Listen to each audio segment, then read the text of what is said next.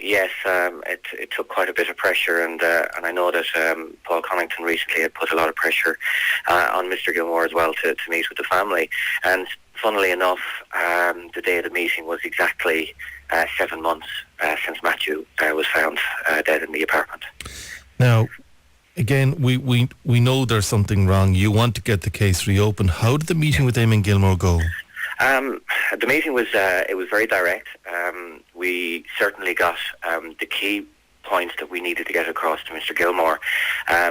We've compiled a dossier. The whole family have compiled a dossier that has gone to the German authorities via the Department of Foreign Affairs. That dossier has more than 300 pages in it of factual, circumstantial and medical evidence proving that Matthew was murdered. And we brought the key points up in that meeting. And that was one of the main parts of the discussion. The other part of the discussion was also to get the support of the Irish government to help us put pressure on the German authorities to reopen the investigation. And certainly Mr. Gilmore was very happy to monitor the situation, but unfortunately to apply pressure is difficult due to his belief that it may prejudice the case if it was reopened. But how could it? Because forgive the bluntness but if it's a thing that is not reopened, it can't prejudice the case because there's no case to be prejudiced. If it puts pressure on to open it, then at least the case can be heard again. Well, yes, and to be perfectly honest, I'm not a lawyer, and I will question that myself as well. I mean, I think there needs to be maybe a choice of words that we use, and pressure may be the wrong word to use, but certainly at a base level, the Irish government need to request, as well as the Fitzpatrick family. I mean, Matthew is an Irish citizen, and he was killed in a European country. Our concern with just monitoring it is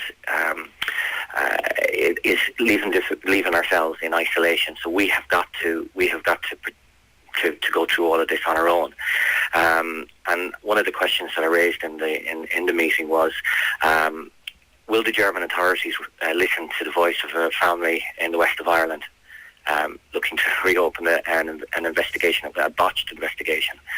And I'm struggling to believe that they will do this without there being pressure in certain quarters. And that pressure needs to come from the general public. It needs to come from profile people, and it also needs to come from the Irish government. But it's quite simple in other situations, that we've seen it happen across Europe, that the police force in any country can make a mistake. They can close a file, but that file on the direction of a senior police officer can be reopened again if new evidence comes to the fore. And that's what's happened in this situation. Yes, I mean, the German authorities have had the pathologist report. I mean, the Deputy State Pathologist report is vital to the investigation, and it highlights, as I said in your show previously, the 37 injuries Matthew received to his body. Now, the German authorities have had the English version of that report for some time now, and I believe it would be just over a month that they will have had that. Now, they have requested all documentation to be translated into German, so we've had to get court-approved translations. But they do know the injuries that Matthew received to his body. They do know what they missed in their own pathologist report, and my understanding as well is that they have forwarded the Deputy State Pathologist report onto the pathologist who carried out the initial autopsy in Germany. But we've had no response at all whatsoever from the German authorities in relation to that.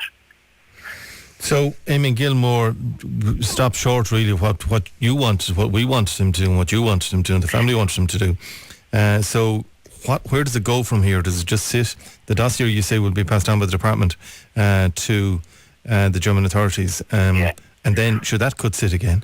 Well, we're in process land at the moment, unfortunately. I think it's difficult for us because we're 7 months going through all of this, or just over 7 months now, and I guess for Mr. Gilmore, he met with us for the first time last week, so it's relatively new to him in a sense.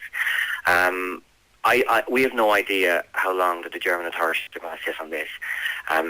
No matter how much that we can try and pressurise, we're stuck in waiting for them, or we're stuck in limbo somewhat.